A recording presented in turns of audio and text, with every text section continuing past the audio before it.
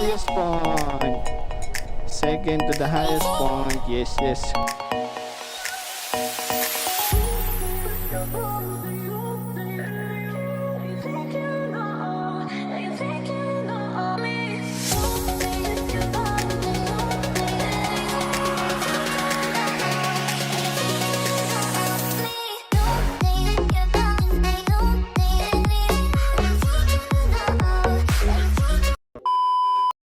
Gaano ba kalayo ang Sagada? Mula Taguig ay nagbiyahe kami ng almost 10 hours. Siyempre kasama ng stopover dyan eh. Kukulangin pa nga yun pag masarap ang tambayan nyo. Dito ay dumaan kami ng toll gate kasi nga limited yung oras namin. Naglaan lang kami ng 2 araw para sa rides na to. Parang halimbawa na lang ay pumunta ka ng Tagaytay para lang magkape. Sa tingin ko, gumastos kami ng almost 600 plus para mabilis ang biyahe namin. Ang sakit, di ba? Sana.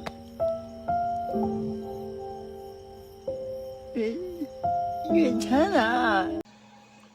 Pero mas suggested ko ba rin ng mag-service road kasi doon tumatagal ang pagsasama ng back ride nyo eh.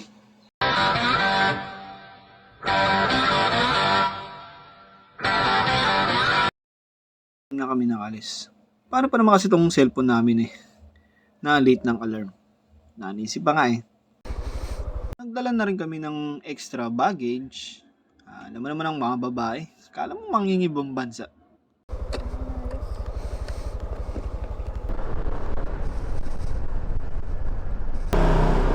Sandaan ka agad na siya. Grabe naman siya. Sandaan ka agad na siya. Huwag kayo iiyak. Sabi ko na malakas ang instinct ko pagdating sa kape. Siyempre, sinamay na rin namin lumamon para may lakas ang over ko na yumakap sa akin. Ang galing! Ang galing! Naman, kaway-kaway.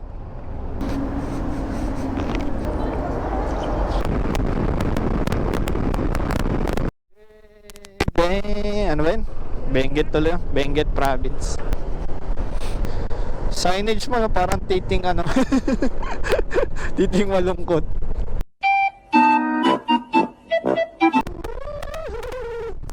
Nakatagilid na yung puwet ni Kuya. Nakatagilid na dun yung puwet. Walang galing din sa long ride. Ay naman. Ay, nakatagilid na siya. Ramdam kita. Ramdam kita. Dito na tayo sa, malapit na tayo sa malaking pusa. Basa. Basa, basa. Basa, basa. Tinong dumi oh. Smile. Kaway ka man. Okay, palit muna tayo ng gloves. Grabe. Dapat yung jacket natin dito, yung mga pang Korea man. Yun yung sea of clothes man, ay napupunta natin bukas man oh. Sa Marbolo Hills. Grabe pre. Pre, ang lamig. Sarap-sarap maglakad dito. Hindi tulad dun sa Maynila, grabe. Papasok ka pa lang pero mukha mo pauwi na. Yun oh, grabe oh. Kalula. Ayun tang. Dahil dito malabang jacket natin, bumili kami ng pangmalakasang Korean vibes. Tingin ko ganito talaga pag malapit na kami sa highest point. Tara, tingin tayo. Ayoko talaga pag nahinto kami. Pakiramdam ko kasi lagi kaming gutom eh. Ang lamig kasi man eh, kaya nakakaantok. Touchdown! Highest point. Second to the highest point. Yes, yes. So, kumain ng marami. Nakakaantok. Buti na lang at na-meet natin ng personal ang second highest point ng Philippine Highway System. Siyempre, hindi mawala ang picture dyan. Lagyan ko daw ng montage. Pasok!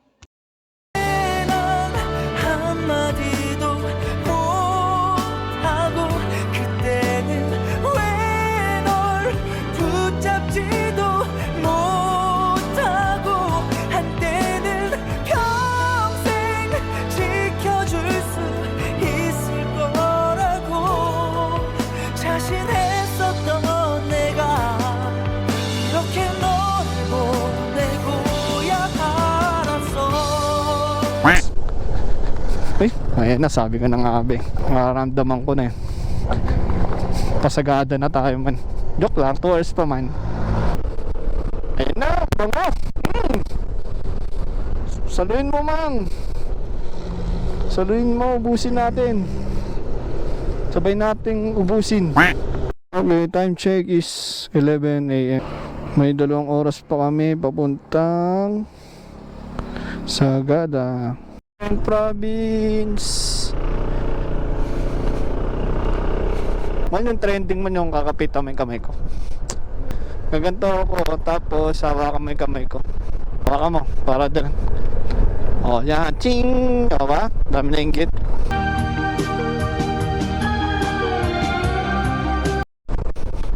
Alam mong pangit na lugar dito. Kasi puro magaganda na lang eh. Oh. Puro magaganda yung nakikita natin. Wala pang ibang daanan bukod sa gilid ng bundok.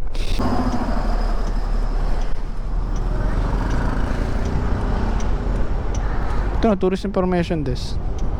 Okay, sir. Dalawa lang? Pasulat na lang sir yung mga names po and by 100 pesos tayong babayaran po. Kailangan nyo muna magparehistro sa Tourist Information Center at magbabayad kayo ng 100 pesos para sa registration fee.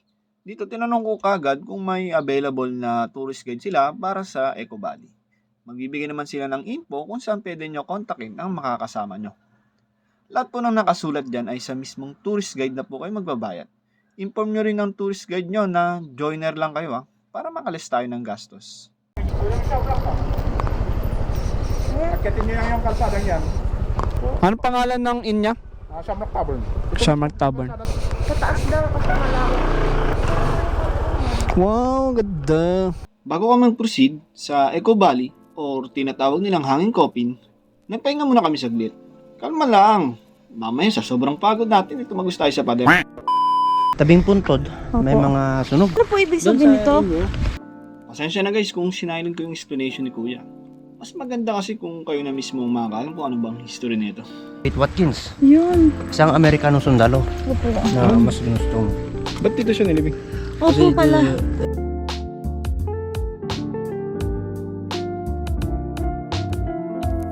Kita nyo naman sa mga limestone, Opo. makikita nyo yan, sa dagat lang makikita dapat ang mga ito. Opo. Ayun. But within a few years ago, ang Sagada ay nasa underwater pa siya. Opo. Bakit po may bungo po? Ay, pasok dito yun. Tignan nyo sa araw, may mga iba't ibang klase ng kabaong, may maliliit, at saka may mahahaba. So yung noon wala pang imbalsa mo noon. Wala pa. Kaya yung dugo dumadaloy sa katawan. Pag ikaw ay nadaloy ng katawan, pag kaya nakaamoy, galing sa bangkay, which means good luck sa'yo.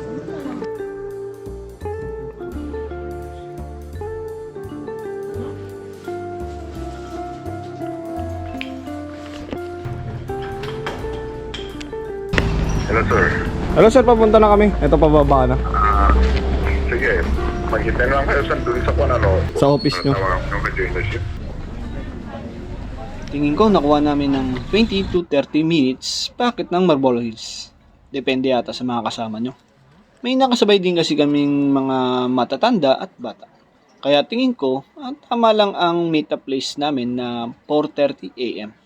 Depende pala sa edad nyo yan. Kung anong oras nyo, kaya makakyat sa tuktok ng Marlboro Hills. Mahirap na baka hindi nyo maabutan ang pinuntahan nyo dito. Ang Sunrise.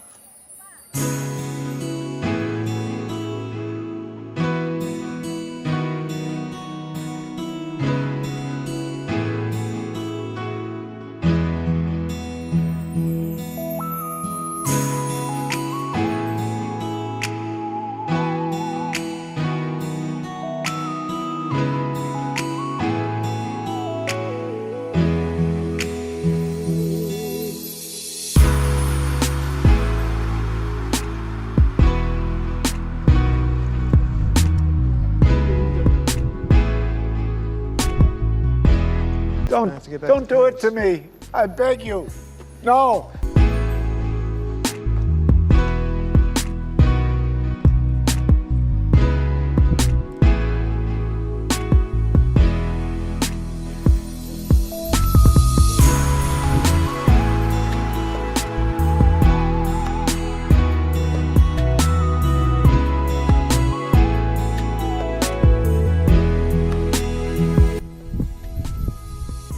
Sana all. Mr. San. San. Drone. Daddy. Pwede ako dito mag...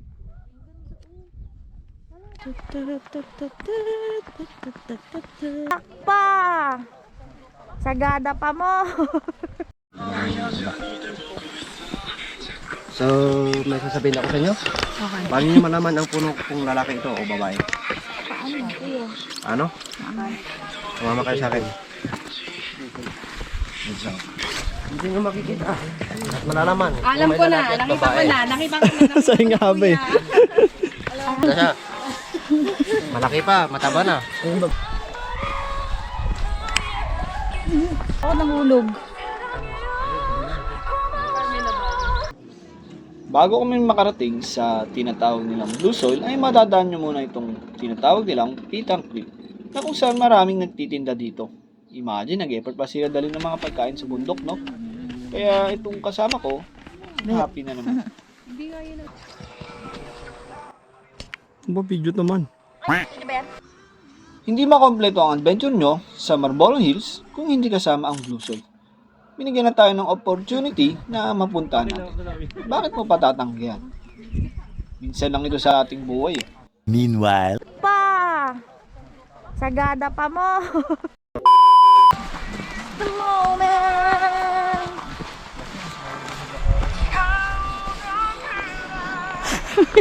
Sa inyo may kandila, pero sa amin ito yung ginagamit namin. Kaya tuwing November 1, naging usok na yung buong sementeryo. Ano pangalan mo po naman? Hindi ba pine tree? Mabango siya. Mabango. Sakyan. Mamaya sabihin ng mga, ang nila doon. Mga sabog. Mga sabog.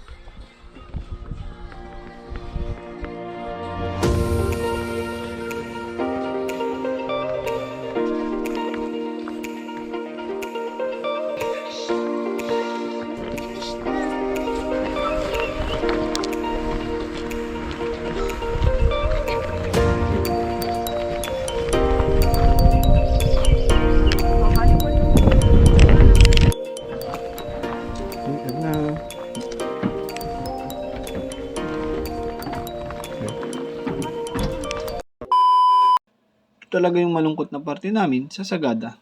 Yung nagpapaalam. Marami pa sana kaming gustong puntahan kaso limited lang ang oras natin. Siguro baka ito yung dahilan para balikan kita Sagada. Di na, immune na ako dito eh. Na-adopt ko na yung weather dito man. Tumaan muna kami ng Banawi Rice Terraces. Gusto talaga namin makita ito ng personal.